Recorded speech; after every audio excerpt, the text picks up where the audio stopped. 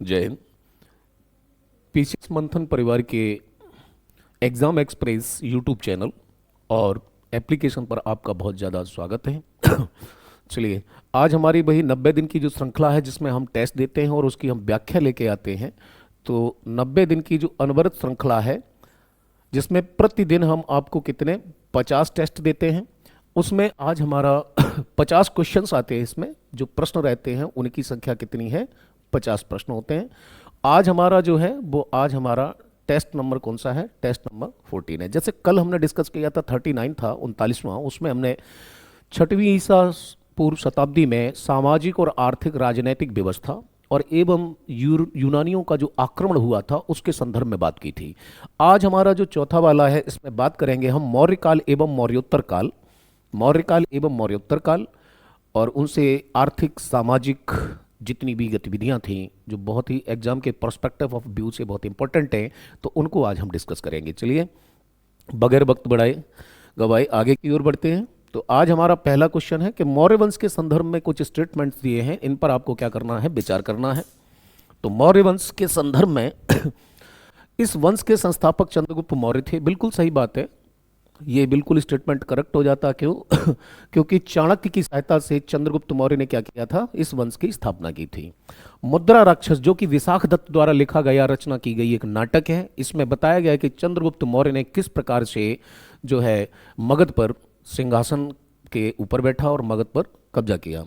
मौर्य वंश के समय पश्चिमोत्तर भारत सेल्यूकस निकेटर के अधीन था। तीनों ही स्टेटमेंट आपके कैसे हैं? करेक्ट हैं। तीनों ही स्टेटमेंट करेक्ट है, इसलिए आंसर हमारा क्या होगा? डी होगा। ठीक, अगले क्वेश्चन की ओर हम बढ़ते हैं। दिया हुआ है 9वीं सदी में विशाख दत्त ने मुद्रा राक्षस नामक नाटक की रचना की थी। उसमें बताया गया था, वर्णन किया गया है, चंद्रगुप्त द्वारा मगध के सिंहासन पर अधिकार करने का वर्णन किया गया है। फिर वहीं पर एक यूनानी लेखक और हैं, इतिहासकार हैं, जिनका नाम है जस्टिन। तो जस्टिन नामक यूनानी लेखक के अनुसार चंद्रगुप्त मौर्य ने पश्चिमोत्तर भारत को सेल्यूकस की गुलामी से मुक्त कराया था और यह सिंधु नदी के पश्चिम में स्थित था। बिल्कुल ठीक बात है कि जब सिकंदर भारत से जाता है तो कहीं पर सेल्यूकस निकेटर को अपने जो उसके गवर्नर्स थे या उसके सेनापति थे उनको एक एक क्षेत्र में वो इस्टेब्लिश करके चला जाता है। अब वहाँ पर होता क्या है कि 305 ईसा पूर्व में, यानी कि 305 ईसा पूर्व में चंद्रगुप्त मौर्य और सेल्यूकस निकेटर के बीच एक युद्ध होता है और भारत में पहला इंटरनेशनल विवाह होता है। किसका? चंद्रगुप्त मौर्य का सेल्यूकस निकेटर की पुत्री हेलेना के साथ। और बदले में पश्चिमोत्तर भारत का एक बहुत बड़ा हिस्सा दहेज में मिलता है। किसको? चंद्रगुप्त मौर्य को। आइए आगे बढ़ते हैं। दूसरा क्वेश्चन कह रहा है, निम्नलिखित में से किस अभिलेख से अशोक के नाम का उल्लेख मिलता है? तो भाब्रू अभिलेख, 13वां शिलालेख, पहला शिलालेख, इसमें से किसी से नहीं। किससे है? प्रथम शिलालेख में जो है, प्रथम जो लघु शिलालेख है इसमें नाम मिलता है। आंसर होगा आपका बी। ठीक है, अशोक के नाम का उल्लेख केवल प्रथम लघु शिलालेख में किया गया है। मास्की, गुर्जरा एवं उदयगोलम के लेखों में भी अशोक के व्यक्तिगत नाम का उल्लेख मिलता है। इसमें नेत्तूर भी शामिल है एक, तो ध्यान रखना, मास्की, गुर्जरा और उदयगोलम और नेत्तूर, ये ऐसे अभिलेख हैं जिनसे मिलता है। अशोक वास्तव में पहला राजा था जिसने अपने संदेश जनता तक पहुंचाने का कार्य किया था। उसमें पूछा गया, अनेक स्थानों पर अशोक के शिलालेख मिले हैं, निम्नलिखित में से किस स्थान पर अशोक के शिलालेख पाए गए हैं या प्राप्त हुए हैं? तो पश्चिमोत्तर भारत कंधार, दक्षिण भारत ब्रह्मागिरी, पूर्वी तट पर ओडिशा में देखेंगे तो कलिंग यानी जौगढ़, सौराष्ट्र में देखेंगे तो गिरनार और नेपाल की तराई में देखेंगे तो कौन सा है? लुम्बिनी। तो आंसर कहता है हमारा कि ये जितने भी हैं वो सभी के सभी जगह से अशोक के शिलालेख हमें प्राप्त होते हैं। यानी कंधार से भी मिलता है, ब्रह्मागिरी से भी, जौगढ़ से भी, गिरनार से भी और लुम्बिनी से भी, लेकिन सभी की लिपि एवं भाषा अलग अलग है। और संपूर्ण अभिलेखों को हमने 5 खंडों में जो है विभाजित भी किया हुआ है। आइए देखें, अशोक के शिलालेख कंधार, लंपक, मनसेहरा, सहवाजगढ़ी, कलसी, टोपरा, मेरठ, बहापुर, लुम्बिनी, रामपुरवा, लौरिया, अर्राज, गुज्जर, सारनाथ, कौशाम्बी, रूपनाथ, सांची, पनगुरिया, गिरनार, जौगढ़, सोपारा, सन्नति, मास्की, येरागुडी और ब्रह्मागिरी, इन इस सभी स्थानों से क्या हुए हैं? प्राप्त हुए हैं ये शिलालेख। आइए, कर और नजराना के संदर्भ में, यानी मौर्यकालीन जो टैक्स सिस्टम था, कर व्यवस्था थी, उसके संदर्भ में पूछ रहा है कि कर एवं नजराना के संदर्भ में निम्नलिखित कथनों पर विचार कीजिए। कर अनियमित ढंग से एकत्रित किए जाते थे, नजराना राज्य द्वारा नियमित रूप से लिया जाता था। निम्नलिखित में से कौन से सही नहीं है? ध्यान रखना, क्या पूछ रहा है? सही नहीं है। नहीं वाली बात को आपको ध्यान देना है। तो ध्यान देना, प्रत्येक राज्य द्वारा जो एक नियमित रूप से, राज्य द्वारा नियमित रूप से जो लिया जाता था टैक्स, उसको क्या कहते थे? कर कहते थे, जो कि कुल उपज का 1/4 से 1/6 तक होता था। कितना होता था? 1/4 से 1/6 तक होता था ये। और इसको क्या कहते थे? इसे ही हम कहते थे कर। ठीक। जबकि नजराना, जो नजराना है वो अनियमित ढंग से एकत्रित किए जाते थे। जैसे कि आप मराठा साम्राज्य पढ़ेंगे तो वहां पे 2 टैक्स आएंगे, एक होता है सरदेशमुखी और एक होता है चौथ। सरदेशमुखी तो निरंतर था, लेकिन चौथ वसूली जाती थी। तो आगे देखते हैं, तो आंसर होगा कि कौन से सही नहीं है। तो आंसर है हमारा क्या? सी, ना तो 1 और ना ही 2। ठीक। अगले क्वेश्चन की ओर हमने मूव करते हैं। तो इसमें लिखा हुआ है, कर नियमित ढंग से इकट्ठे किए जाते थे, वही नजराना अनियमित रूप से जब भी संभव हो इकट्ठा किया जाता था। अर्थात दोनों कथन कैसे हैं? गलत हैं। नजराना ऐसे लोगों से लिए जाते थे जो स्वेच्छा से इसे देते थे। सूची 1, सूची 2 है। ठीक। आइए मिलान करते हैं। अंत सार्विक है, कर्मांतिक है, द्व्यारिक है और अंतपाल है। ये अशोक के कुछ अधिकारी थे जो विभिन्न स्थानों पर नियुक्त किए जाते थे। तो इसमें देखें, सबसे पहले अंतपाल। अंतपाल का काम था कि सीमावर्ती जो दुर्ग हैं उनको डिफेंड करना, यानी डी का 2। और डी का 2 हमें केवल एक ही विकल्प में मिल रहा है। वहीं देखें अगर अंत सार्विक, तो सम्राट का जो एसपीजी का ग्रुप होता था ना, जैसे आज हमारे राष्ट्रपति, प्रधानमंत्री और सीजीआई के पास में एसपीजी होते, स्पेशल प्रोटेक्शन गार्ड, तो उनका जो हेड कमांडर एंड चीफ होता था वो कौन था? वो होता था आपका अंत सार्विक। फिर उसके बाद में आप देखते हैं कर्म, यानी कर्म का मतलब हुआ उद्योग धंधों को कौन देखेगा? तो उद्योग धंधों को देखता था कर्मांतिक, यानी आ जाए आप, तो बी का कौन सा होगा? 4 हो जाता है यहाँ पे। उद्योग धंधों को ये देखेगा। अब रह गया केवल एक जो द्वारे पर खड़ा रहे, तो द्वारिक कौन होता था? राजमहल की देखरेख का प्रधान। यानी कि आपका पूरा ये असेंबलिंग का क्वेश्चन है, मिल चुका है। ठीक। चलिए, इसको चाहे तो आप स्क्रीनशॉट भी ले सकते हैं कि कौन कौन क्या देखता था। तो ये सब रहे, अंतपाल सीमावर्ती दुर्ग, द्वारिक राजमहल की देखरेख का प्रधान होता था, कर्मांतिक उद्योग एवं धंधों को देखेगा, अंत सार्विक सम्राट के जो अंगरक्षक थे उनका हेड था। 6वां क्वेश्चन कह रहा है, मौर्य साम्राज्य के संदर्भ में कुछ कथन है और कौन सा एक क्या है? सत्य है। किसान अपनी उपज का 10वां भाग कर के रूप में देते थे? बिल्कुल नहीं देते थे जी। अभी अभी हमने चर्चा की कि 10वां नहीं देते थे। इस काल में किसानों से सिंचाई कर लिया जाता था। मौर्यों का शासन पूर्वोत्तर भारत को छोड़कर तमिलनाडु सहित सारे उपमहाद्वीप में था। और पूछ रहा है कि सत्य कौन से नहीं है? तो आप देखें तो तमिलनाडु सहित, यानी मौर्यों का तमिलनाडु में साम्राज्य नहीं था। ठीक। यानी कि कौन सा गलत हो गया आपका? तीसरा। तो गलत कौन से हैं? तो बोला कि 1 और 3 जो है वो सही नहीं है। आगे बढ़ते हैं। फिर ये रहा, किसान अपनी उपज का चौथे हिस्से से लेकर छठे हिस्से तक का कर के रूप में देते थे। कथन 1 असत्य है। जिन किसानों को सिंचाई सुविधा दी जाती थी उनसे सिंचाई कर लिया जाता था। 2 सत्य है। मौर्यों का शासन भारत में केवल तमिलनाडु तथा पूर्वोत्तर भाग के छोड़कर समस्त भारतीय उपमहाद्वीप में फैला हुआ था। अतः कथन जो है तीसरा भी असत्य हो जाता है यहाँ पे। आइए, लिखा है, अशोक के अभिलेखों के संदर्भ में कुछ बातें हैं। अशोक अभिलेखों के सहारे अपनी प्रजा को संबोधित करने वाला पहला भारतीय राजा था। बिल्कुल करेक्ट है, नो डाउट। इन अभिलेखों को 5 श्रेणियों में बांटा गया है, ये बात भी बिल्कुल सही है। ये अभिलेख स्थापत्य संरचना के श्रेष्ठ उदाहरण हैं। स्थापत्य कला के क्या श्रेष्ठ उदाहरण हो सकते हैं अभिलेख? नहीं, ऐसा नहीं है।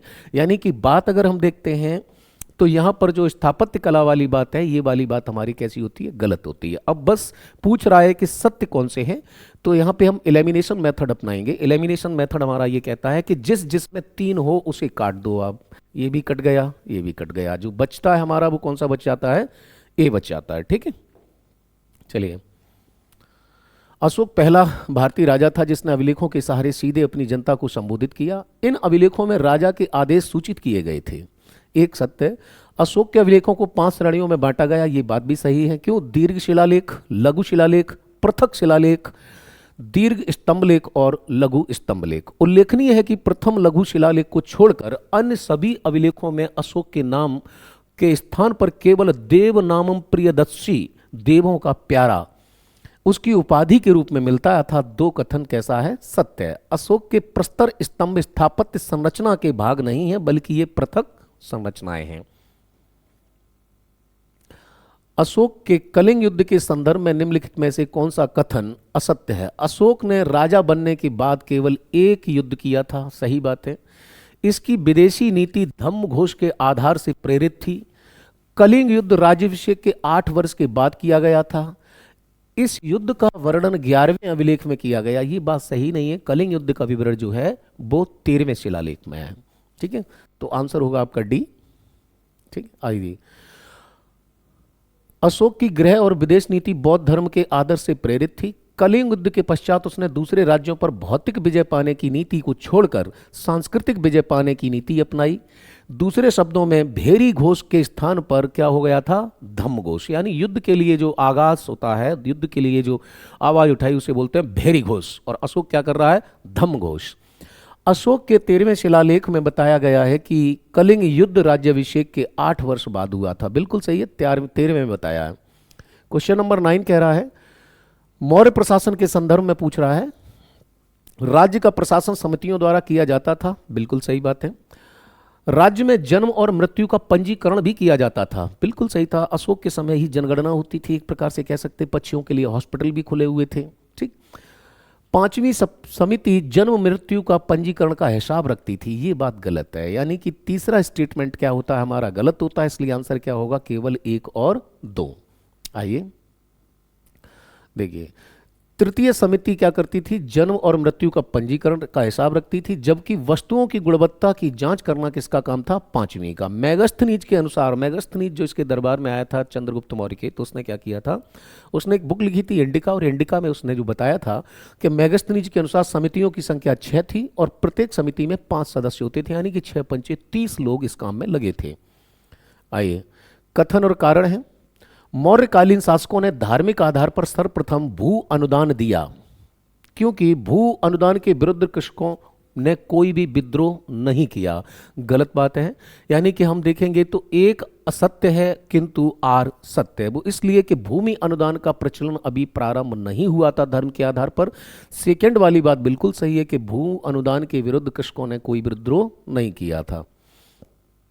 देखिए, धार्मिक आधार पर भूमिदान का प्रथम साक्ष्य मौर्योत्तरयुगीन राजा सातवाहन के समय के एक अभिलेख से प्राप्त होता है। मौर्यकालीन शासकों ने धार्मिक आधार पर कोई भूमिदान स्वरूप नहीं दी। भूमिदान के विरुद्ध कृषकों का कोई विद्रोह का वर्णन प्राप्त नहीं होता। यानी कि मौर्योत्तर काल में भूमिदान का प्रारंभ होता है और गुप्त काल में अपने चरमोत्कर्ष पर होता है। आइए, अशोक की उपाधि देवनामम प्रियदर्शी के संदर्भ में निम्नलिखित कथनों पर विचार कीजिए। देवनामम प्रियदर्शी उपाधि अशोक द्वारा हिंदू धर्म में उसकी आस्था का प्रतीक है, बिल्कुल सही बात है। यह उपाधि संगम राजाओं के द्वारा भी धारण की गई है, यानी कि जो दक्षिण भारत में जो राजवंश होंगे, क्या उन्होंने भी इस उपाधि को धारण किया? ऑफकोर्स, बिल्कुल किया। देवनामम कह रहा है, कोषाण शासकों ने भी देवनामम प्रियदर्शी की उपाधि धारण की नहीं, उन्होंने अपने आप को देवपुत्र कहा है, ना कि देवनामम प्रियदर्शी। ठीक है, तो कथनों में कौन से सत्य हैं, तो इसलिए केवल 1 और 2 सत्य है, क्योंकि तीसरा स्टेटमेंट हमारा गलत है। तो आंसर हो जाएगा ए। व्याख्या में आइए। अशोक ने मगध के राज सिंहासन पर बैठने के पश्चात देवनामम प्रियदर्शी की उपाधि धारण की। यह प्रथम लघु शिलालेख को छोड़कर अन्य सब अभिलेखों में मिलता है। उसकी हिंदू धर्म में आस्था का प्रतीक है। देवनाम प्रियदर्शी उपाधि तमिल में अनुदित संगम में उल्लिखित राजाओं ने भी धारण की है। कोषाण शासकों ने खुद को देवपुत्र की उपाधि से धारण किया, ना कि देवनाम प्रियदर्शी। चलिए अगले क्वेश्चन पे आते हैं। क्वेश्चन नंबर 12 है, अशोक की धम्म घोष नीति के संदर्भ में उन्होंने हर हाल में शांति के लिए शांति की नीति ग्रहण की। उसने बौद्ध धर्म से संबंधित स्थानों की यात्राएं की। अशोक ने बौद्ध धर्म की तीसरी संगति का आयोजन भी कराया था। बिल्कुल सही बात है। स्टेटमेंट आपको फिर कोई इसका विचार कीजिए और पूछिए कौन से सत्य हैं। तो देखिए, यहां पर जो पहला स्टेटमेंट है वो गलत है। यानी कि जो पहली बात की गई है कि उसने हर हाल में शांति के लिए शांति की नीति, नहीं, ये बात कैसी हो जाती है, गलत है। यानी कि अगर हमारा ऑप्शन कथन एक जब गलत हो जाता है तो या तो यूं मान लीजिए कि 2 और 3 सही है, लेकिन इनके बारे में भी अगर तुम्हें यात्राओं से संबंधित कोई डाउट है आपको, तो आप एक काम कर सकते हैं, एलिमिनेशन मेथड अपना सकते हैं। एक इसमें भी है, एक इसमें भी है, एक इसमें भी है, रह गया कौन सा? सी, जिसमें केवल 2 और 3 सही हैं। आगे बढ़ते हैं अगले प्रश्न की ओर। क्वेश्चन नंबर 13 है, व्याख्या देख लेते हैं। अशोक ने कलिंग युद्ध के बाद नितांत शांति की नीति नहीं अपनाई, प्रत्युत अपने साम्राज्य को सुदृढ़ करने की व्यवहारिक नीति पर चला। उसने विजय के बाद कलिंग को अपने कब्जे में रखा और ना ही अपनी सेना का विघटन किया। कथन एक असत्य है। अशोक ने बौद्ध धर्म के ग्रहण किया और बौद्ध धर्म स्थानों की यात्राएं की। उनकी इस यात्राओं के लिए धम्म यात्रा शब्द का उल्लेख मिलता है। जो यात्रा है उसको क्या कहते हैं? धम्म यात्रा। धम्म यात्राएं किसके द्वारा की गई? तो वो किसके द्वारा की जाएंगी? अशोक के द्वारा की गई। अतः कथन 2 सत्य है। अशोक बौद्धों के तीसरे सम्मेलन यानी कि संगति का आयोजन कराया गया था। कथन 3 सत्य है। उल्लेखनीय है कि तीसरी बौद्ध सम्मेलन का आयोजन पाटलिपुत्र में मोगाली पुत्र तिस्स की अध्यक्षता में हुआ था। बिल्कुल सही है। बौद्ध ने कमरा नंबर 283 383 में प्रथम स्थान लिया। ठीक है। राज वैशाली ने पाटलिपुत्र में जहर पिया। शत्रु का शोक कनिष्क ने किया। तो कुल मिलाकर के वो ट्रिक है, कभी बताएंगे आपको कि चारों की चारों बौद्ध संगतियां आपको किस प्रकार से कंठस्थ हो जाएंगी। अशोक द्वारा नियुक्त अधिकारियों के संदर्भ में निम्नलिखित कथनों पर विचार कीजिए। देखिए, धम्म महामात्र, अगर मौर्य साम्राज्य पढ़ोगे अपने आप आपको पता चलेगा। और एक कौन सा है? राजुक। ठीक। धम्म महामात्र अधिकारियों को पुरस्कार और दंड देने का अधिकार सौंपा गया था। समाज में धर्म का प्रचार करने के लिए राजुक की नियुक्ति की गई थी। उपयुक्त में से कौन से कथन सही है? अब जब इस प्रश्न पर आप प्रकाश डालेंगे तो आप देखिए धम्म महामात्र क्या हो सकता है। तो कहीं ना कहीं आप देखेंगे तो कथन एक भी गलत है और दूसरा भी गलत है। क्यों? क्योंकि धम्म महामात्र का काम था कि राज्य में समाज में धर्म का क्या प्रचार करना, जबकि पुरस्कार और दंड देने का अधिकार जो था वो ये कोर्ट का न्यायाधीश था, जिसे क्या कहते थे? राजुक कहते थे। तो क्या होगा? ना ही 1 और ना ही 2। चलिए अगले क्वेश्चन की ओर आते हैं। मेगास्थनीज ने भारत में जो कुछ देखा उसका विवरण दिया है। उसने अपनी पुस्तक इंडिका में लिखा। विषय में उसके विवरण के संदर्भ में निम्नलिखित कथनों पर विचार कीजिए। सम्राट के जनता के सामने आने के अवसरों पर शोभा यात्रा के रूप में होता था। बिल्कुल सही है। सम्राट जब निकलता था तो वो एक प्रकार की शोभा यात्रा होती थी जनता से, जब भी उसका सामना होता था। उसके अंगरक्षक सोने व चांदी से सजे हाथियों पर सवार रहते थे एवं कुछ अंगरक्षक पेड़ों को लेकर चलते थे। राजा सामान्यतः हथियारबंद महिलाओं यानी जो सिक्योरिटी गार्ड एसपीजी होती थी वो क्या होती थी? लेडीज होती थी। क्यों? वो चाणक्य की एक नीति थी, विष कन्याएं भी कहते थे उनको, वो बहुत ज़्यादा इंपॉर्टेंट थी। यानी कि लेडीज गार्ड, जैसे आज आप बात करेंगे तो एसएसबी भारत का एक पैरामिलिट्री फोर्स है, उसमें जो सिक्योरिटी प्रोवाइड की जाती है वीआईपीज को, तो उसमें जो महिला बटालियन है वही सिक्योरिटी गार्ड्स होते हैं। और आज भी आप कई ऐसे देश हैं जिनमें देखेंगे तो जो राष्ट्रपति, जो देश का राष्ट्राध्यक्ष है, वो भी चलता है किसमें? लेडी सिक्योरिटी ग्रुप में। तो कुल मिलाकर के आप देखते हैं राजा सामान्यतः हथियारबंद महिलाओं से घिरे होते थे। अंगरक्षक यानी कि एसपीजी और एनएसजी के जो कमांडो हैं वो चलते थे सोने व चांदी से सजे हाथियों पर सवार रहते थे। और कुछ एक के हाथ में क्या होते थे? पेड़ होते थे। पेड़ होते थे, तोता होते थे, बहुत कुछ है। यानी कि तीनों ही स्टेटमेंट कैसे हमारे यहाँ पर सही है। इसकी व्याख्या में आए, देखें ये लीजिए। वर्णन से पता चलता कि सम्राट सोने की पालकी में जनता के सामने जाया करता था। उसके जनता के सामने जाने पर शोभा यात्रा के रूप में जश्न मनाया जाता था। अंगरक्षक अलंकृत हाथियों पर सवार होते थे। कुछ अंगरक्षक पेड़ों को लेकर चलते थे। इन पर प्रशिक्षित तोतों का झुंड होता था जो सम्राट के सिर के चारों ओर क्या लगाते थे? चक्कर लगाते थे। राजा को हमेशा डर रहता था कि उसकी कोई हत्या ना कर दे, इसलिए राजा हथियारबंद महिलाओं से घिरा होता था। उसे खाना खाने से पहले खास नौकर उसको चखते थे और लगातार 2 दिन एक ही कमरे में नहीं सोते थे। तो इतना सिक्योरिटी का प्रबंध था, टाइट सिक्योरिटी थी। आइए अब पूछ रहा है स्थानीय द्रौड़मुख खार्वटिक संग्रहण ग्रामों के समूह यानी कौन से कितने ग्रामों का समूह होगा। तो इसके आधार पर देखें तो ऑप्शन हमारा बी होता है, लेकिन इसे हम डिटेल में देखेंगे। नोट करने वाली बात है ये, क्योंकि यहाँ से हर बार प्रश्न आता है। मौर्यकाल प्रांतीय विभाजन सबसे पहले क्या था? केंद्र था। यानी कि जैसे आज भी केंद्र है, उस समय क्या होते थे प्रांत यानी कि राज्य, और राज्य में क्या होते थे मंडल, और मंडल में भी क्या होते थे विषय यानी जिला। ठीक, तो सबसे पहले देखें केंद्र में कौन बैठेगा, केंद्र में तो सम्राट होता था, सम्राट के बाद में राज्य में कौन बैठे था, जैसे आज राज्यपाल हैं और मुख्यमंत्री हैं, उसी इदाद से ले सकते हैं प्रमुख अधिकारी कुमार या आर्यपुत्र, यानी कि राजा का बेटा जो है वो क्या बनता था, किसी प्रांत का अधिकारी बनाया जाता था, प्रमुख बनाया जाता था। जैसे बिंदुसार ने अपने सभी बेटों को क्या किया था, राज्यपाल नियुक्त किया था। उसमें एक नाम देखेंगे अशोक, राजा बनने से पहले क्या था, उज्जैन, महाकाल नगरी उज्जैन में गवर्नर था, राज्यपाल प्रांत में। मंडल में प्रदेष्टा या प्रादेशिक था, ये कई बार आया है। आहार या विषय, जिला प्रमुख, इसे कहते थे विषयपति। उसके नीचे जो छोटी इकाई स्थानीय होते थे उसमें कितने गांवों का समूह होता था, 800 गांव। द्रोणमुख में 400 गांवों का समूह है। खारवटिक में 200 ग्रामों का समूह है। संग्रहण 10 ग्रामों का समूह है। ग्राम अधिकारी जो ग्रामीण था। चलिए, मौर्यकालीन कर व्यवस्था के संदर्भ में एक असत्य कथन है, उसको देखना है। प्रलय संकट काल में प्रजा द्वारा वसूले जाने वाला एक कर था। उत्संग प्रजा द्वारा राजा को दिया जाने वाला क्या था, गिफ्ट था, उपहार था। हिरण्य सोने का पर्यायवाची होता है।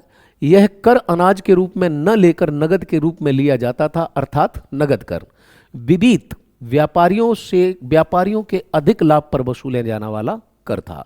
तो ऊपर के 3 सब मैच होते हैं, जो लास्ट वाला है विबीत ये नहीं है, इसलिए आंसर आपका क्या होगा, विबीत। ये चारागाह कर था, चराई के लिए, पशुओं को जो चराते थे राजकीय भूमि पर, उसके लिए जो टैक्स देते थे उसे हम ये कहते थे। आइए विवेचना की ओर चलते हैं, व्याख्या देखते हैं।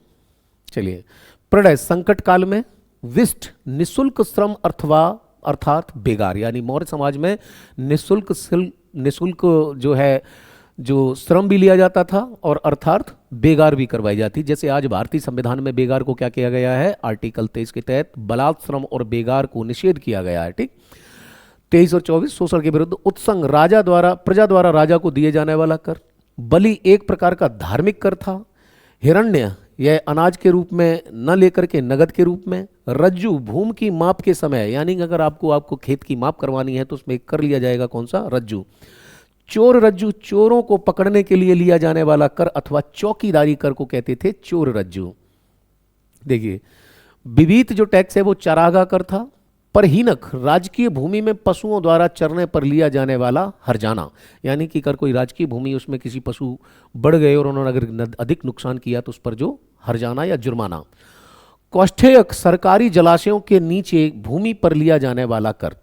पार्श्व, ये वाला पूछ रहा था, ये गलत था, पार्श्व है वो, व्यापारी के अतिरिक्त अधिक लाभ पर वसूला जाने वाला कर है। शुल्क क्या था, आयात। वर्तनी, सीमा पार करने पर लिया जाने वाला कर, यानी कि जो गवर्नर प्रांतों की सीमाएं पर बैठे थे, अगर आप सीमा पार कर रहे तो एक टैक्स देना पड़ता था, जिसे क्या कहते थे, वर्तनी। वो ऐसे ही मान सकते हैं जैसे कि आप देखते हैं क्या लगता है, इंपोर्ट एक्सपोर्ट, और प्लस उसके अलावा जो है जैसे बीजा। आइए, मौर्य सम्राट अशोक के संदर्भ में निम्नलिखित कथनों पर विचार कीजिए। अशोक ऐसा पहला शासक था जिसने अभिलेखों द्वारा जनता तक अपना संदेश पहुंचाने की कोशिश की। अशोक के ज्यादातर अभिलेख खरोष्ठी लिपि में हैं। अशोक ने अपने एक अभिलेख में कलिंग युद्ध का वर्णन किया है। देखिए, बातों पर विचार कीजिए।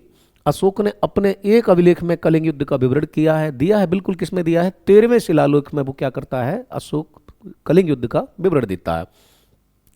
अशोक पहला शासक था, सही है। अशोक के ज्यादातर अभिलेख खरोष्ठी लिपि में नहीं, ये गलत है, खरोष्ठी लिपि में नहीं है, वो ब्राह्मी लिपि में है और प्राकृत भाषा में है। सबसे ज्यादा जो मिले हैं वो ब्राह्मी लिपि, प्राकृत भाषा। स्टेटमेंट आपका 2 इनकरेक्ट है, यानी कि दूसरा वाला यहां पर जब गलत हो जाता तो उत्तर ये भी नहीं है, उत्तर ये भी नहीं है, उत्तर ये भी नहीं है, तो उत्तर जो बचता है वो हमारा कौन सा हो जाएगा, सी, के दिए गए कथनों में केवल 2 ही सही है, 1 और 3। ठीक, आगे नेक्स्ट फिर बढ़ते हैं हम, क्वेश्चन नंबर 17 को देखते हैं। देखें, क्वेश्चन नंबर 17 कह रहा है कथन 1 और 3 सही है जबकि 2 गलत है। अशोक पहला ऐसा शासक था जिसने अपने अभिलेखों द्वारा जनता तक अपने संदेश पहुंचाए, बिल्कुल वही सही बात है। अशोक के ज्यादातर अभिलेख प्राकृत भाषा और ब्राह्मी लिपि, यानी किसमें, प्राकृत भाषा और ब्राह्मी लिपि में है, ना कि खरोष्ठी में। ठीक, कलिंग तटवर्ती उड़ीसा, देखिए जो 13वें शिलालेख में बात आ रही है, 13वें शिलालेख में जो बात आ रही है उसमें कह रहा तटवर्ती उड़ीसा प्राचीन नाम है। अशोक ने अपने 13वें अभिलेख में कलिंग युद्ध का वर्णन किया है, और सही बात है, एनसीईआरटी की कक्षा 6 की 7 की बुक्स में ये दिया भी गया है कि अशोक उस अभिलेख में कहता है कि राजा बने हुए मुझे मात्र अभी 7-8 वर्ष ही हुए हैं। मुझे कलिंग के घने जंगलों में काले हाथी और सोने का लालच देकर कलिंग पर चढ़ा दिया गया है। आज यहाँ युद्ध की विभीषिका को देखकर, युद्ध की विभीषिका क्या थी कि इस युद्ध में लगभग 1.5 लाख लोग बंदी बनाए गए हैं और 1 लाख से भी ज्यादा लोग मारे गए। यानी जहां 1.5 लाख बंदी बनाए गए और 1 लाख से अधिक लोग मारे गए, युद्ध की इस विभीषिका को देखकर आज मेरा हृदय द्रवित है, और अब मैं आज से भविष्य में कभी भी युद्ध न करने का निर्णय लेता हूं। और उसने वहीं से अपनी तलवार डाल दी, और ऐसा लिखाया किसमें? 13वां शिलालेख में। याद करो, लेकिन नीचे उसी अभिलेख में 13वें में नीचे एक लाइन और लिखी है, और वो लाइन बहुत जबरदस्त है। एक मूवी की डायरेक्टर ने उस लाइन को चुराया है जीत मूवी के लिए। क्या बोलता है? वो सनी देओल का डायलॉग है ना, काजल इन हाथों ने हथियार छोड़े हैं, चलाना नहीं भूले। वही डायलॉग है इसमें, अशोक के शिलालेख से लिया गया है। क्या? राजा ने सिर्फ हथियार छोड़े हैं। अटवी यानी जो जंगल में वास करते थे उनके लिए चुनौती थी कि राजा ने सिर्फ युद्ध न करने का निर्णय लिया है, हथियार नहीं त्यागे, सेना विघटित नहीं की है। स्टैच्यूरी वार्निंग थी, ये वैधानिक चेतावनी। किसमें? 13वें शिलालेख की नीचे की पट्टिका में। ठीक है, चलिए आगे बढ़ते हैं। मौर्य काल में अधिकारी वर्ग के संदर्भ में कुछ कथन है, विचार कीजिए। समाहर्ता, ठीक वही बात है। समाहर्ता राजकोषागार का संरक्षक होता था। सन्निधाता कर निर्धारण करने का सर्वोच्च अधिकारी था। यानी कि वित्त मंत्री कौन होगा और रिजर्व बैंक का गवर्नर कौन होगा। तो ध्यान देना, रिजर्व बैंक का गवर्नर कौन था? ये था राजकोषीय के लिए, और समाहर्ता वित्त मंत्री ये था। ठीक, यानी कि हम कहें तो ये दोनों ही अपोजिट्स हैं, तो इसलिए ना तो एक, दोनों ही सी होगा, यानी कि दोनों ही, क्योंकि समाहर्ता कर निर्धारण यानी वित्त मंत्री है। सन्निधाता राजकीय कोषागार या भंडारागार का संरक्षक होता था, यानी आरबीआई का गवर्नर था ये। ठीक है, मौर्य काल के विषय में निम्नलिखित कथनों पर विचार कीजिए। मौर्य काल में स्त्रियों को पुनर्विवाह एवं नियोग की अनुमति नहीं थी। इस काल में स्वतंत्र रूप से वेश्यावृत्ति करने वाली स्त्रियों को रूपजीवा कहा जाता था। अर्थशास्त्र में सती प्रथा के प्रचलन के प्रमाण मिलते हैं।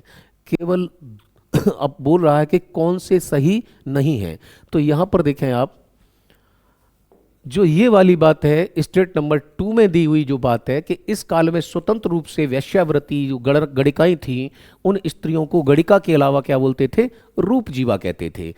ये भी बात गलत है और ये भी बात गलत है। तो आंसर हमारा होगा, पूछ रहा है कि कौन से सही नहीं है। तो जब सही नहीं है, दूसरा सही है, तो क्या होगा हमारा? 1 और 3, यानी कि statement 1 and 3 are correct while incorrect, while statement 2 are correct. आइए, परिवार में स्त्रियों की दशा स्मृति काल की अपेक्षा अधिक अच्छी थी। उन्हें पुनर्विवाह तथा नियोग की अनुमति थी। फिर भी स्त्रियों की स्थिति को अधिक उन्नति नहीं कहा जा सकता। उन्हें बाहर जाने की स्वतंत्रता नहीं थी। संभ्रांत घर की स्त्रियां जो अंदर ही रहती थी घर की, उन्हें चाणक्य ने एक वर्ड बोला, अनिष्कासिनी। अनिष्कासिनी जो शब्द है वो है, और कई बार एग्जाम में आ भी जाता है यहाँ से कि मौर्य काल में अनिष्कासिनी का संबंध किससे था? तो ऐसी स्त्रियां जो प्रायः घर के अंदर ही रहती थीं, उन्हें कौटिल्य ने कहा है। अर्थशास्त्र में सती प्रथा के प्रचलित होने का प्रमाण नहीं मिलता है, किंतु यूनानी लेखकों ने उत्तर पश्चिम में सैनिकों की स्त्रियों के सती होने का उल्लेख किया है। खास करके जब सिकंदर क्या करता, आक्रमण करता है भारत पर, तो वहां पर महिलाएं जौहर करती हैं। जब सिंगल स्त्री अपने पति के वियोग में जल जाती है, चिताक में समाहित हो जाती है, तो उसे सती कहते हैं। परंतु जब सामूहिक रूप से जाती है तो उसको क्या कहते हैं? जौहर। और भारत में जौहर देखने को मिलते हैं सबसे पहले उसी समय जब भारत पर सिकंदर का आक्रमण होता है। चलिए अगले क्वेश्चन की ओर बढ़ते हैं। देखिए, मौर्य युग में गणिका या वेश्याओं का भी उल्लेख मिलता है। स्वतंत्र रूप से वेश्यावृत्ति करने वाली स्त्रियां रूपजीवा कहलाती थी। इनसे राज्य को क्या होती थी? आय। बहुत सी गणिकाएं यानी वेश्याएं गुप्तचर विभाग में भी काम करती थी। गणिकाओं के कार्यों का निरीक्षण गणिका अध्यक्ष करता था, यानी कि इनके लिए एक सुपरवाइजर भी था। समाज में विधवा विवाह प्रचलन था। कुछ विधवाएं विवाह नहीं करती थीं तथा स्वतंत्र रूप से अपना जीवन व्यतीत करती थीं। ऐसी विधवाएं छंदवासिनी कहलाती थीं। वे विधवाएं जो धनाढ्य हुआ करती थीं, अर्थशास्त्र में उन्हें अन्य विधवा कहा गया है। आइए देखिए, एक वर्ड याद रखना है, कौन सा? छंदवासिनी। कि छंदवासिनी कौन थी? गणिका अध्यक्ष का क्या काम था? ठीक है। विधवा विधवा विवाह प्रचलित था, तो विधवा विवाह भी यहां पे क्या था? प्रचलित था। और अन्य विधवा कौन थी? तो वो स्त्रियां जो कैसी होती थी? धनाढ्य होती थी, उनको अन्य विधवा कहा जाता था। तो ये स्टेटमेंट आप देख सकते हैं। तो इनको जो है आपको थोड़ा सा फोकस करना है, नोट डाउन करना है। चलिए, कथन कारण का है, मौर्य काल के दौरान पूर्वोत्तर भारत में सर्वप्रथम पक्की ईंटों का प्रयोग हुआ, क्योंकि मेगस्थनीज ने इंडिका में पाटलिपुत्र में बने ईंट के भवनों का उल्लेख किया। देखिए, एक बात सही है यानी कि पहला वाला जो है वो क्या हो जाता, हमारा सत्य है, और दूसरा क्या हो जाता, गलत हो जाता है, क्योंकि ईंटों के बने नहीं, किसके? लकड़ी। जो भवन बने थे वो किसके बने थे? वो लकड़ी के बने थे, इसलिए स्टेटमेंट ये वाला गलत है। तो आंसर आपका सी हो जाएगा। देखिए, मौर्य काल के दौरान पूर्वोत्तर भारत में सर्वप्रथम पक्की ईंटों का प्रयोग हुआ। मौर्य काल में बनी पक्की ईंटों की संरचनाएं बिहार और उत्तर प्रदेश में पाई गई हैं। पाटलिपुत्र में बने लकड़ी के भवनों का उल्लेख किया है, ना कि ईंटों के। चलिए, आइए, अशोक की धार्मिक नीति और यज्ञ विरोधी रुख से ब्राह्मणों में प्रतिक्रिया हुई। मौर्य शासन में वित्तीय संकट उत्पन्न हो गया। प्रांतों में दमनकारी शासन भी प्रारंभ हुआ। पूछ रहा है कि मौर्योत्तर काल यानी कि मौर्यों के बाद, क्योंकि अशोक ने जैसे ही हथियार त्यागता है, ठीक, तो उसके बाद में प्रशासन पूरा का पूरा, जो उत्तरावर्ती शासक हैं वो उतना शक्तिशाली नहीं है, संभाल नहीं पाते हैं। तो तीनों ही बातें क्या हैं? सत्य हैं, 1, 2 और 3। आइए, अशोक की धार्मिक नीति ब्राह्मणों के विरुद्ध थी। उसने पशु पक्षियों के वध को निषिद्ध कर दिया और कर्मकांडीय अनुष्ठानों पर क्या कर दी? रोक लगा दी। ठीक, परिणाम स्वरूप ब्राह्मणों की आय में कमी आई और ब्राह्मणों ने उसके प्रति विद्वेष की भावना जागी। मौर्य साम्राज्य के खंडहर पर खड़े हुए नए राज्यों के शासक ब्राह्मण हुए। सेना और प्रशासनिक अधिकारियों पर होने वाले भारी खर्च के बोझ से मौर्य साम्राज्य के सामने वित्तीय संकट उत्पन्न हुआ। अशोक ने बौद्ध भिक्षुओं को इतना दान दे दिया कि राजकोष ही क्या हो गए? खाली हो गए। अंतिम अवस्था में अपने खर्च को पूरा करने के लिए मौर्य शासकों को सोने की देव प्रतिमाएं तक क्या करनी पड़ी थी? गलानी पड़ी थी। साम्राज्य के टूटने का एक महत्वपूर्ण कारण था कि प्रांतों में दमनकारी शासन। अशोक के कलिंग अभिलेख से में बताया गया है कि प्रांतों में हो रहे अत्याचारों से अशोक बहुत चिंतित है। इसलिए अशोक ने महामात्रों को आदेश दिया कि वो समुचित कारण के बिना नागरिकों को परेशान ना करें, यातनाएं ना दें, सजा ना दें। ठीक, कौटिल्य ने राजा को धर्म प्रवर्तक कहा है। तीर्थस्थ अधिकारी तीर्थ कहलाते थे। पड़ 3-4 तोले के सोने का सिक्का नहीं, चांदी का सिक्का होता था, इसलिए केवल 1 और 2 सही होंगे। आइए, राजा को धर्म प्रवर्तक तथा सामाजिक व्यवस्था का संचालक कहा है। किसने? चाणक्य ने। दूसरा कह रहा, अशोक ने धर्म का परिवर्तन किया और उसके मूल तत्वों को सारे देश में समझाने और स्थापित करने के लिए अधिकारियों की नियुक्ति की। मौर्य शासन काल में शीर्षस्थ अधिकारी तीर्थ कहलाए। पड़ जो सिक्का होता था, पहले आहत सिक्के थे, बुद्ध काल में आहत जो पंचमार्क कॉइन थे, उनकी जगह अब क्या आया? पड़। 3 से 4 तोले के बराबर चांदी का सिक्का होता था, यह मुद्रा का प्रकार था। अर्थशास्त्र के संदर्भ में है। अर्थशास्त्र में गन्ने की फसल को सर्वोत्तम बताया गया है। अर्थशास्त्र में धान की फसल को अत्यंत निकृष्ट। खान उद्योग की देखभाल के लिए अकाराध्यक्ष की नियुक्ति की जाती थी। मौर्य काल की राजकीय मुद्रा दीनार थी, नहीं दीनार नहीं थी, राजकीय मुद्रा क्या थी? पण थी। और गन्ने की फसल को निकृष्ट बताया है और धान की फसल को सर्वोत्तम बताया है। यानी स्टेटमेंट केवल कौन सा सत्य है?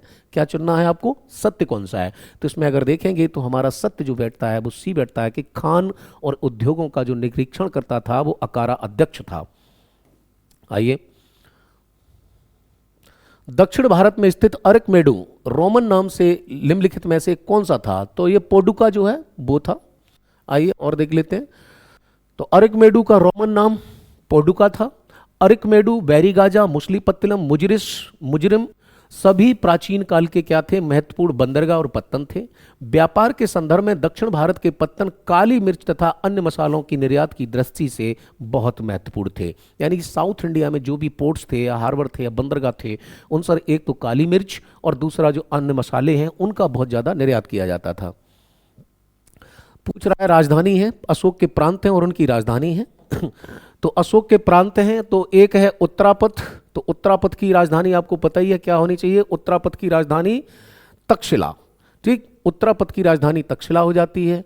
प्राची की राजधानी जो है आपकी पाटलिपुत्र है। ठीक, दक्षिणापथ की राजधानी जो है स्वर्णगिरी है और कलिंग की राजधानी तोसली है। इस प्रकार से इनकी ये मिलान होता है। तो दिया हुआ है उत्तरापथ यानी कि पश्चिम उत्तर भारत है, वहां की राजधानी तक्षशिला। मगध तथा इसके आसपास का जो क्षेत्र था उसे कहते थे प्राची, तो प्राची की राजधानी पाटलिपुत्र। दक्षिणापथ यानी कर्नाटक वाली जो बेल्ट है, तो कर्नाटक वाले क्षेत्र को हम बोलते थे दक्षिणापथ और उसकी राजधानी स्वर्णगिरी कर्नाटक में। पूर्वी तट पर जो कलिंग है समुद्र के किनारे उड़ीसा वाला क्षेत्र, उसकी राजधानी तोसली थी। मेगस्थनीज के अनुसार सिंचाई व जमीन की पैमाइश की देखरेख करने वाला को एग्रोनोमोई कहते थे। नगर प्रशासन के जिम्मेदार अधिकारियों को मेगस्थनीज ने एस्ट्रोनोमोई कहा है। और पूछा क्या है हमसे, कौन से कथन सत्य हैं, तो सी यानी 1 और 2 दोनों ही सही हैं। आइए देख लेते हैं। मेगस्थनीज ने मेगस्थनीज ने मौर्यों की शासन प्रणाली की भी चर्चा की, जिसे 3 शीर्षकों में कितने में 3 शीर्षकों के अंतर्गत दिखाया है। और वो 3 शीर्षक कौन कौन से हैं 3 शीर्षकों में दिखाया है। सबसे पहले देखें, ग्राम प्रशासन, नगर प्रशासन तथा सैन्य प्रशासन, यानी 3 टाइप का। अधिकारियों के लिए मेगस्थनीज ने जिस सामान्य शब्द की बात की वह है एग्रोनोमोई। एग्रोनोमोई जो सिंचाई व जमीन की पैमाइश की देखरेख करता था। नगर प्रशासन के लिए जिम्मेदार अधिकारियों को मेगस्थनीज ने एस्ट्रोनोमोई कहा है। दोनों शब्दों को बहुत अच्छी तरीके से देखना, क्योंकि यहाँ कॉन्सेप्ट अगर आपका क्लियर है तो ठीक है, नहीं तो डाउटफुल रहेंगे। आइए, कौटिल्य के अर्थशास्त्र के संदर्भ में कुछ बातें हैं, उनमें बताना है कि सत्य क्या है। कौटिल्य ने अर्थशास्त्र के 6ठे अधिकरण में राज्य के सप्तांग सिद्धांत के विचार को प्रस्तुत किया है। इसके अंतर्गत कौटिल्य ने सेना की तुलना राज्य की किससे, आंख। ये स्टेटमेंट आपका गलत हो जाता है, आंख नहीं, जबकि सप्तांग सिद्धांत दिया है किसमें, 6ठे अधिकरण में, किसके, अर्थशास्त्र के। ये बात बिल्कुल सही है, बट ये बात आपकी गलत है। तो केवल एक सही है। आगे बढ़ते हैं हम। आइए इसकी व्याख्या पे देखें, आपको ध्यान रखना होगा इन सब चीजों को। देखिए, स्वामी या राजा, उसे क्या बोला है, क्या होगा, राज्य का सिर, यानी शरीर के अंगों से जो है देखा गया कि स्वामी या राजा है वो क्या है, शरीर का सिर है, ताज है। अमात्य या प्रधान राज्य की आंखें हैं। मित्र राज्य के कान हैं। कोष राज्य का मुख है। सेना राज्य का मस्तिष्क है। दुर्ग राज्य की बाहें हैं और जनपद राज्य की जंगाहें हैं। तो इस तरीके से उन्होंने जो है सिद्धांत दिया। ये चलिए आगे क्वेश्चन में बढ़ते हैं। अगला क्वेश्चन नंबर आपका 28 है। परशिष्ट पर्वन नामक ग्रंथ मौर्य इतिहास के लिए बहुत महत्वपूर्ण है। इसके अनुसार बिंदुसार के शासनकाल में तक्षशिला में जो विद्रोह हुआ उसका दमन अंततः अशोक ने किया था। ठीक है, चलिए बात कर लेते हैं। तो पूछ रहे हैं एक ग्रंथ बताए हैं, ग्रंथ कौन सा बताया, परशिष्ट वर्मन नामक ग्रंथ मौर्य इतिहास के लिए बहुत महत्वपूर्ण है। बिंदुसार के शासनकाल में अशोक ने क्या किया था, तक्षशिला में जो दमन हुआ था, तक्षशिला में जो विद्रोह हुआ था उसका दमन किसने किया था, अशोक ने किया था। आइए देख लेते थोड़ा सा इसको, हम थोड़ा डिटेल से जाएं। कंप्यूटर जी एक पन्ना दीजिए हमको खाली, कहाँ से देंगे आप, चलिए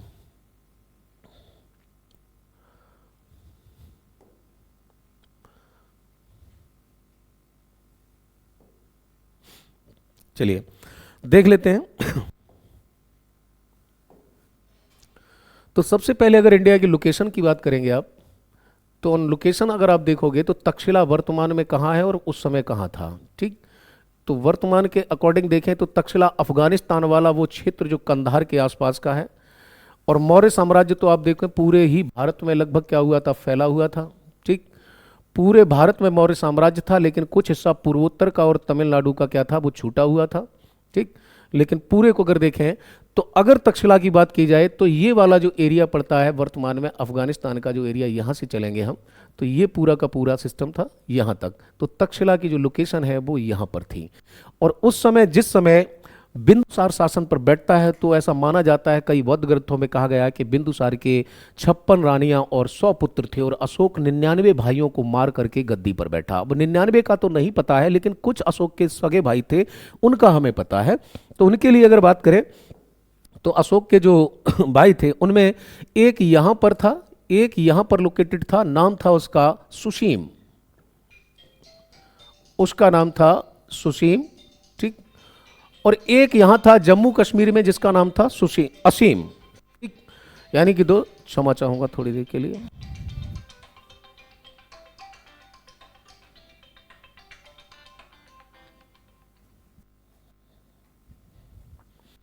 तो एक असीम है, एक सुशीम है, ठीक है।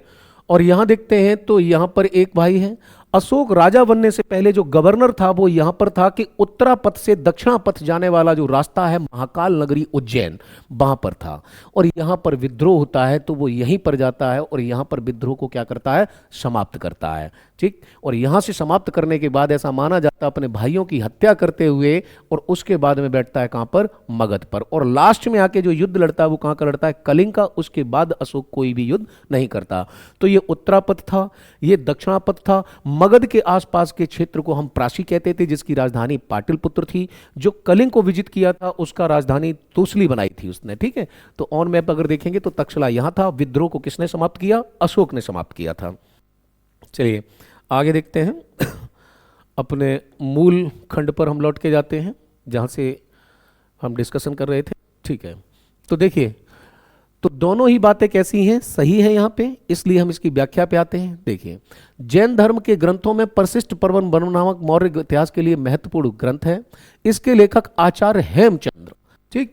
तो एक तो इनको नाम रखना, परिशिष्ट पर्वन का जो रचनाकार है, परिशिष्ट पर्वन नामक के रचनाकार हैं वो कौन है, हेमचंद्र हैं।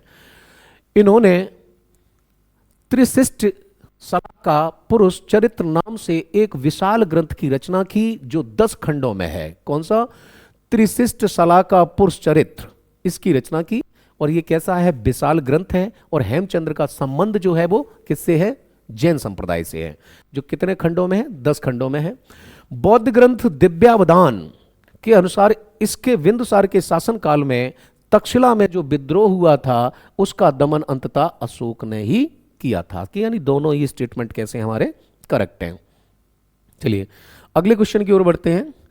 आहत मुद्राओं के संदर्भ में यह भारत की प्राचीनतम ज्ञात मुद्राओं को पंचमार्क सिक्के के नाम से जानी जाती हैं। इनका प्रयोग ना तो हड़प्पा सभ्यता में हुआ ना वैदिक में हुआ। क्यों, बिल्कुल सही बात है कि आहत सिक्के या पंचमार्क सिक्के जो हमें मिलने प्रारंभ होते हैं वो कब होते हैं, गुप्त बौद्ध काल से। तो बौद्ध काल से वो हमारे प्रचलन में आते हैं, जब द्वितीय नगरीकरण भारत में होता है तब आते हैं जाके, ठीक है। तो आंसर क्या होगा, 1 और 2 दोनों सही हैं, ठीक है। भारत की प्राचीनतम मुद्रा आहत मुद्रा या पंचमार्क सिक्के हैं। इनका प्रयोग पहली बार बौद्ध युग में 5वीं शताब्दी ईसा पूर्व में किया गया था। इनके पूर्व ना तो हड़प्पा सभ्यता और ना ही वैदिक युग में इन मुद्राओं का प्रचलन था, क्योंकि इन दोनों में वस्तु विनिमय प्रणाली के माध्यम से आर्थिक गतिविधियां संपन्न होती थी। क्योंकि आपको पता ही होगा कि जब हड़प्पा सभ्यता में यानी आप वैदिक युग में आएंगे तो वैदिक युग में संपत्ति की मूल इकाई जो मानी गई थी, क्या मानी गई थी, गाय। और गाय को ही हम क्या कहते थे, अघन्या। गाय के लिए एक शब्द यूज किया गया था, गवेष्ठी और अघन्या। अघन्या का अर्थ था वध न करने योग्य, ठीक है। तो संपत्ति की मूल इकाई भी गाय थी और लेना देना गाय के ही हिसाब से होता था, ठीक है। चलिए अगले क्वेश्चन की ओर बढ़ते हैं। क्वेश्चन नंबर 30 है, बोला गया नीचे भारतीय समाज का सप्तवर्गीय विभाजन मैगस्थनीज ने पेशे के आधार पर किया था, क्योंकि मैगस्थनीज के अनुसार इन 7 वर्गों में सर्वाधिक संख्या कृषकों की थी। आइए अब यहां पे बात देखिए, क्या फिट बैठता है क्योंकि से या नहीं बैठता है। क्या होना चाहिए आंसर इसका, ए आर दोनों सही हैं और आर ए की सही व्याख्या है, या फिर ए आर दोनों सही हैं परंतु आर ए की सही व्याख्या नहीं कर रहा है। क्या होना चाहिए इसका, तो सबसे पहले देखते हैं, आइए व्याख्या पे चलते हैं। बी है, सही व्याख्या नहीं है। देखिए व्याख्या के ऊपर अगर हम संदर्भ में जाएंगे तो देखिए क्या बोला, समाज को 7 वर्गों में, जबकि हमारे यहाँ कितने थे, 4 वर्ग थे। दार्शनिक क्या क्या बताया उन्होंने, बोले दार्शनिक हैं, किसान हैं, पशुपालक हैं, अहीर या ग्वाला हैं, कारीगर या शिल्पी हैं, व्यापारी हैं, सैनिक हैं, योद्धा, निरीक्षक, सभासद, परामर्शदाता, पार्षद। और रोमिला थापर के अनुसार यानी कि ये एक हिस्टोरियन है, रोमिला थापर जो है इतिहासकार है। इनके अनुसार इन 7 वर्गों का क्रम इस प्रकार था: दार्शनिक, किसान, सैनिक, अहीर, कारीगर, निरीक्षण या सभासद। उल्लेखनीय है कि भारतीय समाज का यह सप्तवर्ग विभाजन मैगस्थनीज ने पेशे के आधार पर किया था। मैगस्थनीज यह भी बतलाता है कि इन 7 ज्ञात वर्गों में सर्वाधिक संख्या किसकी थी? किसानों की थी, उसके बाद में सैनिकों की थी, और आज भी लगभग यही है। 14 से 15 लाख हमारी स्टैंडर्ड इंडियन आर्मी है, और उसके अलावा सबसे ज्यादा देश में संख्या किसकी है? किसानों की है। ठीक है, प्राथमिक उद्योग में। चलिए आगे आते हैं। मौर्यकालीन वाणिज्य के व्यापार के संदर्भ में आर्थिक रूप से इस काल में वाणिज्य और व्यापार उन्नत स्थिति में था। व्यापार की उन्नति के कारण नगरीय एवं ग्रामीण क्षेत्रों में वर्गों का उदय हुआ, बिल्कुल सही है। इस समय भारत का व्यापार सिर्फ, देखिए फिर मैंने कहा कि जहां पर आपको सिर्फ और केवल दिखाई दे जाए, समझ जाना वो स्टेटमेंट कैसा है, गलत है। रोम को प्रमुख निर्यातिक वस्तुएं काली मिर्च, इत्र, चंदन, जटामासी, मलमल का कपड़ा था। ठीक, यानी कि सभी स्टेटमेंट करेक्ट हैं, लेकिन तीसरा वाला स्टेटमेंट करेक्ट नहीं है। तो तीसरा इसमें भी है, तीसरा इसमें भी है, सभी सही है नहीं। आंसर आपका केवल एक ही बचता हमारा, वो कौन सा है? सी, कि केवल कौन सा? एक सही है, 2 सही है और 4 सही है। तीसरा स्टेटमेंट इज नॉट करेक्ट। ठीक, तो आगे देखते हैं, हम फिर बढ़ते हैं अगले क्वेश्चन की ओर। इसी की व्याख्या को देखेंगे। देखिए, इस काल में भारत, मध्य एशिया तथा पाश्चात्य विश्व के साथ घनिष्ठ व्यापार शुरू हो चुके थे। उसमें क्या कहा गया था? केवल पश्चिम के साथ व्यापार नहीं, मध्य एशिया में भी था। व्यापार की उन्नति के कारण नगरीय एवं ग्रामीण क्षेत्रों में नए वर्गों का उदय होता है। कुषाणों ने चीन से ईरान तथा पश्चिम एशिया तक जाने वाले रेशम मार्ग पर नियंत्रण कर लिया था। ध्यान देना, कुषाणों ने किया था कब्जा किस पर? चीन से ईरान, पश्चिम एशिया तक जाने वाला कौन सा था? रेशम मार्ग था। ठीक, और रेशम मार्ग आय का बहुत बड़ा स्रोत था। प्रथम शताब्दी में अज्ञात यूनानी नाविक ने अपनी पुस्तक, क्या नाम है? पेरिलिप्स ऑफ द एरिथ्रिशियन सी नामक पुस्तक में भारत द्वारा रोम को निर्यात की जाने वाली वस्तुओं का विवरण दिया है। क्या क्या जाता था भारत से? मसाले जाते हैं, काली मिर्च जाती थी, मलमल जाता था, हाथी के दांत की वस्तुएं बनती थी, इत्र भी जाता था, चंदन जाता था, कछुए की खोपड़ी भी जाती थी, केसर जाती थी, जटामासी जाती थी, हीरा, रत्न, तोता, शेर, चीता। अब देखिए आप, हम कूनो नेशनल पार्क में चीता मंगा रहे हैं, और हमारे जो पूर्वज हैं वो क्या करते थे? चीता और शेर भेज रहे थे, तोते भी भेजे जाते थे। तो कुल मिलाकर के वो लिखा हुआ उसने, अब कितना सत्य है ये अलग चीज है। ठीक है, आइए क्वेश्चन नंबर 32 है। इनका शासन का क्रम पूछ रहा है कि क्रोनोलॉजी है और क्रोनोलॉजी से संबंधित है। तो सबसे पहले आपको पता है बात किसकी हो रही है? सातवाहन शासक। ठीक, और सातवाहन शासक है तो सातवाहन वंश का संस्थापक कौन था? शिमुख था। तो सबसे पहले कौन आएगा? 2 आना चाहिए, और 2 आपका केवल एक में ही दिया। अगर आपको संस्थापक भी पता है ना केवल कि वंश का संस्थापक कौन था, तो सातवाहन वंश की स्थापना किसने की थी? शिमुख ने की थी, और ये मौर्योत्तरकालीन राजवंश था। अब देखते हैं, उसके बाद में तीसरा है शिमुख के बाद में कौन आया? सतकर्णी। सतकर्णी के बाद में आता है कौन? गौतमी पुत्र सतकर्णी। उसके बाद में पुलमामी आएगा, और पुलमामी के बाद में यज्ञश्री सातकर्णी। तो आंसर आपका बी हो जाएगा। इनकी क्रोनोलॉजी को देख लीजिए आप एक बार। क्रोनोलॉजी इनकी इस प्रकार से है: शिमुख, सातकर्णी, गौतमी पुत्र, पुलमामी और यज्ञश्री। आइए, कनिष्क द्वारा शक संवत विक्रम संवत 57 बीसी में प्रारंभ किया गया। बात गलत है, नहीं, कनिष्क ने नहीं किया था, ये किया था किसने? विक्रमादित्य ने। और शक संवत 78 एडी में प्रारंभ किया था किसने? कनिष्क ने। ठीक, यानी कि 2 स्टेटमेंट आपके रॉन्ग हो गए। तीसरा वाला करेक्ट है कि भारत सरकार शक संवत का उपयोग ग्रेगरियन कैलेंडर के साथ करती है। यानी कि आप देखोगे तो 78 एडी, यानी 78 एडी में जो प्रारंभ होगा वो कौन होगा? वो शक संवत होता है, और जिसे कौन करता है? कनिष्क करता है। और 57 बीसी में जो प्रारंभ होता है वो विक्रम संवत है, और विक्रम संवत को जो प्रारंभ किया गया था विक्रमादित्य के द्वारा। तो आप देखते हैं इसमें पूछा क्या है, बोले कौन से कथन सही नहीं है? तो 1 और 2 सही नहीं है, तीसरा कथन सही है। आगे बढ़ते हैं, क्वेश्चन की व्याख्या पे आए। उज्जैनी के स्थानीय राजा, ये विक्रमादित्य वो वाले नहीं जो तुम सोच रहे हो, ये विक्रमादित्य वो हैं जो उज्जैन महाकाल नगरी में। उज्जैनी के यानी उज्जैन के स्थानीय राजा विक्रमादित्य ने शकों पर विजय के उपलक्ष्य में 57 ईसा पूर्व विक्रम संवत की शुरुआत की थी, विक्रम संवत की। दूसरी शताब्दी में कनिष्क ने कुषाण वंश के सम्राट के रूप में शासन किया हुआ है। सेना, राजनीति और धर्म में अपनी उपलब्धियों के लिए जाने जाते हैं। शक संवत की शुरुआत 78 ईस्वी में कनिष्क द्वारा की गई। भारत सरकार ने 22 मार्च, ध्यान देना, भारत सरकार ने 22 मार्च 1957 को राष्ट्रीय कैलेंडर के रूप में ग्रेगोरियन कैलेंडर के साथ साथ किसको अपनाया? शक संवत को अपनाया। तो ये डेट याद रखनी है। 78वीं ईस्वी है किसके द्वारा? कनिष्क के द्वारा। दूसरा बात करेंगे 57वीं ईस्वी में, 57वीं ईसा पूर्व में विक्रम संवत की शुरुआत विक्रमादित्य के द्वारा होती है। विक्रमादित्य थे कहाँ के? उज्जैन के थे, स्थानीय राजा थे। ठीक, आगे चलते हैं। क्वेश्चन नंबर 34 है, कह रहा है सातवाहन वंश के संदर्भ में निम्नलिखित कथनों पर विचार कीजिए।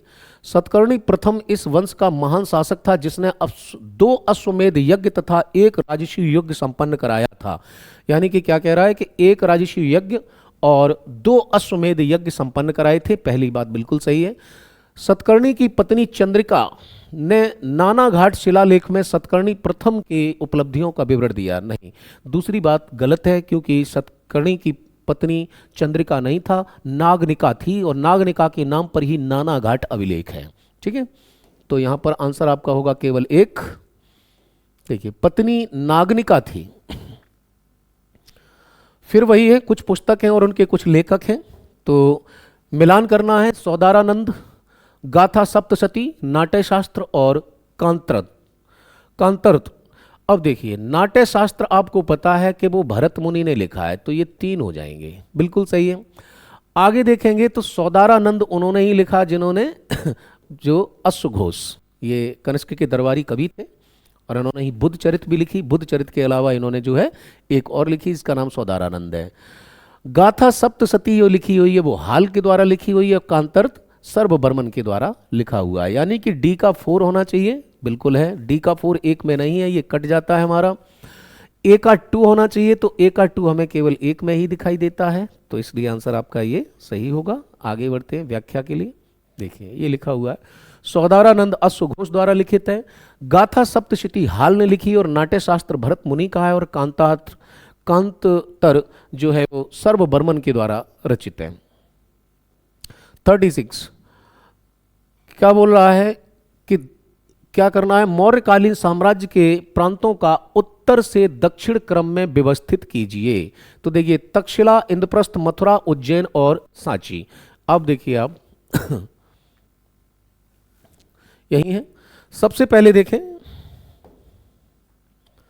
तो सबसे पहले देखें कहां पर नॉर्थ से कहां लगाने हैं? नॉर्थ से साउथ की ओर लगाने हैं। तो ऊपर से चलेंगे तो सबसे पहले यहां क्या मिलेगा?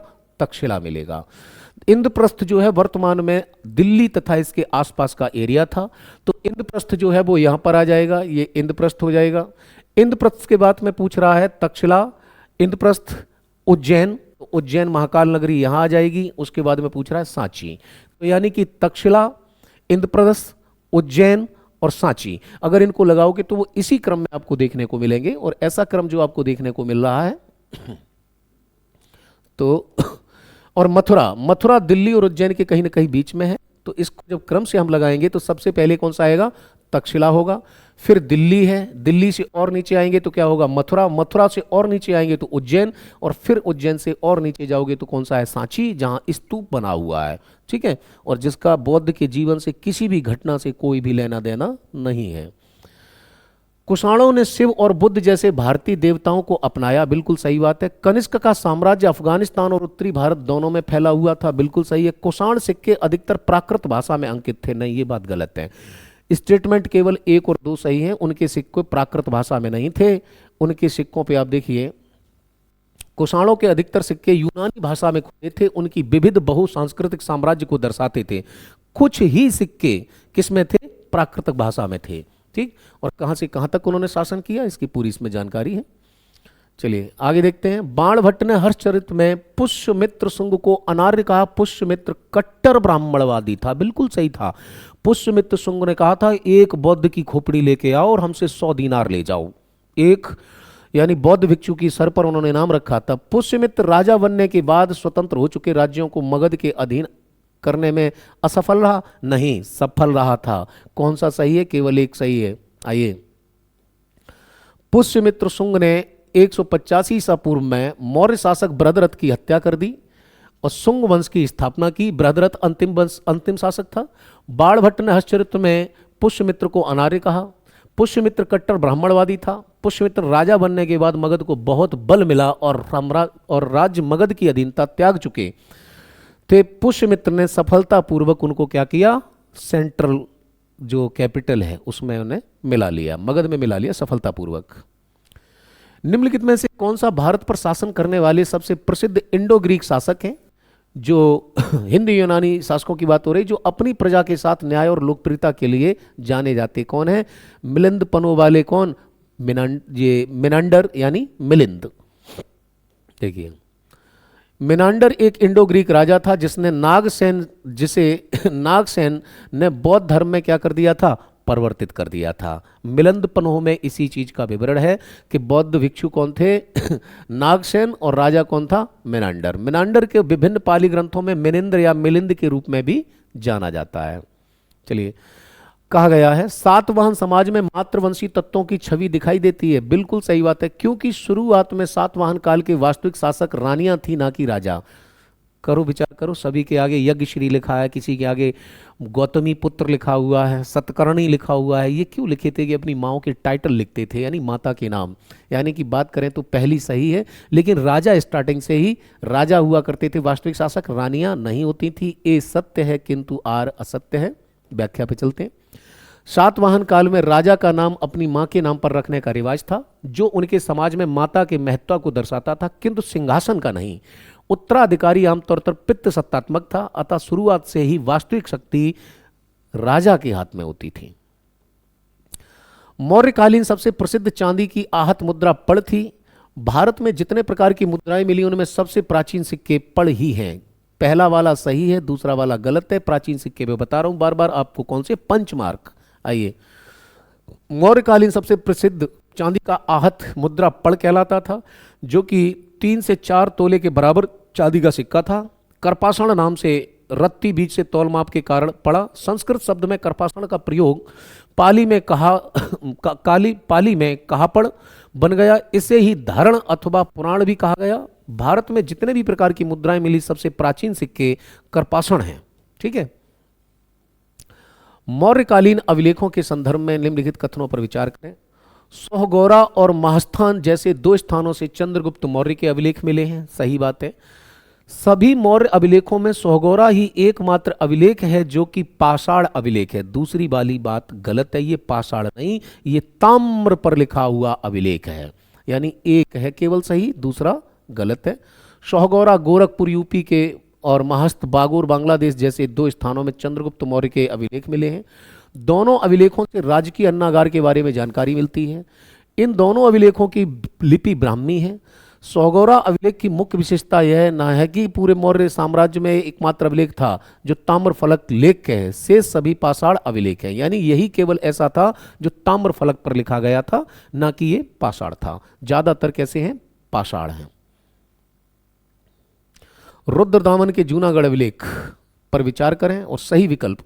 यह अभिलेख भारत में पाली भाषा में जारी किया जाने वाला प्रथम अभिलेख था। नहीं, यह भारत में जारी किया जाने वाला संस्कृत भाषा का जूनागढ़ अभिलेख। इस अभिलेख की खोज 1878 में भगवान लाल इंदू जी ने की थी। दूसरा स्टेटमेंट करेक्ट है। देखिए, महान शासक रुद्रदामन ने का अभिलेख है। गिरनार या जूनागढ़ कठियावाड़ा गुजरात से प्राप्त हुआ है। इस अभिलेख की खोज की थी। भारत में संस्कृत भाषा में जारी किया जाने वाला यह प्रथम अभिलेख है। चलिए आगे आते हैं। 44 सारनाथ के संदर्भ में पूछा है। मौर्य मूर्तियों में यह सबसे विख्यात और सर्वाधिक प्रशंसित है। बिल्कुल सही बात है। इसकी चौकी पर 4 पहिए चक्र धर्म चक्र के प्रतीक हैं। बिल्कुल सही है। स्तंभों में सिंगों के ऊपर एक बौद्ध चिन्ह धर्म चक्र बना हुआ, यह भी सही है।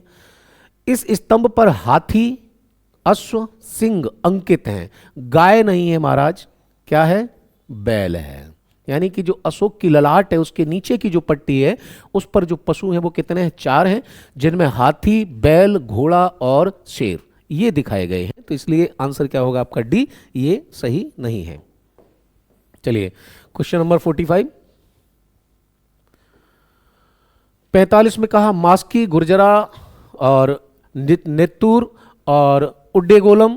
बोले कि राजा के नाम क्या क्या मिलते हैं, तो आइए इसको देख लेते हैं। देखो, मास्की में देव नामम पियदसी अशोकस कहा गया है, गुर्जरा में देव नामम पियदसानो अशोकस राजस कहा गया है, और नेत्तूर में राजा अशोको कहा गया है, और उडेगोलम में राजा अशोको देव नामम पियो कहा गया है। तो चाहो तो स्क्रीनशॉट ले सकते हो कि अलग अलग जो है कैसे कैसे नाम हैं और कैसे कैसे किस में उल्लिखित हैं। आइए, पूरा अधिकारी का नाम और संबंधित अभिलेख।